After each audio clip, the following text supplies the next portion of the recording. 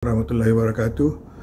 Kita teruskan lagi sharing session perbincangan berkenaan dengan nasihat seorang ayah kepada anak-anaknya. Itu ayah kami, Okey Rahmat.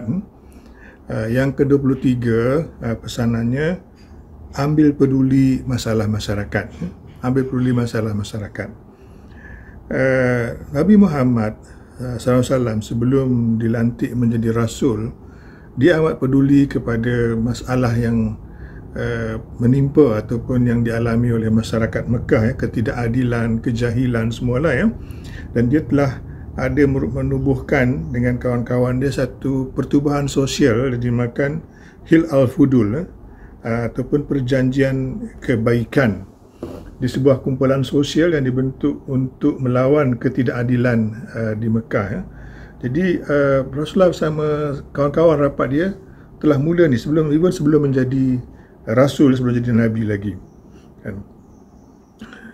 Dan juga dia selalu bertafakur, berfikir, pergi ke Gua Hira di Jabal Nur, memikirkan masalah yang menimpa masyarakat dan cuba memikirkan apa solution dia, apa penyelesaian kepada masalah yang ditimpa oleh masyarakat di Mekah. Begitu juga Abu Bakar, sahabat baik dia, memang sejak awal lagi mereka memikirkan inilah. Dan apabila dan dia sebenarnya di Mekah tu amat prihatin kepada masalah orang susah lah kan. Dan dia memang sebelum lagi zaman Islam tu dah banyak menderma, banyak membebaskan hamba kan. Di antaranya adalah beberapa orang yang telah dibebaskan sebelum lagi keislamannya lah. Dan bila Islam lagi banyak lah yang dibebaskan, di antaranya Bilal bin Rabah ketika di Mekah lagi. Itu juga Umar bin Khattab mengambil peduli masyarakat. Walaupun dia merintah sebuah negara yang kaya, yang besar, dia masih ada lagi masa untuk malam-malam meronda kan, untuk melihat masalah yang sebenarnya dihadapi oleh masyarakat.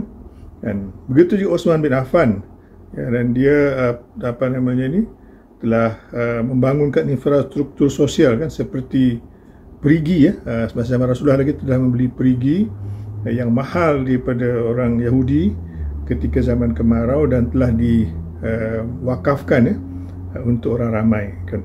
Juga Ali bin Abi Talib ketika dia menjadi khalifah, bahkan sebelum lagi dia telah banyak memberikan masa dia kan untuk kebajikan masyarakat. Begitulah dianya kan,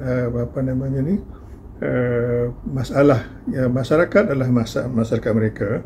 Bahkan Umar bin Khattab apabila berlaku kemarau tu, dia telah cepat-cepat membuat infrastruktur khas untuk pertanian, untuk melipat gandakan hasil pertanian dengan membuat tali air dan juga membuat jalan-jalan raya khas supaya hasil-hasil pertanian tu dapat dibawa dengan segera ke seluruh negara.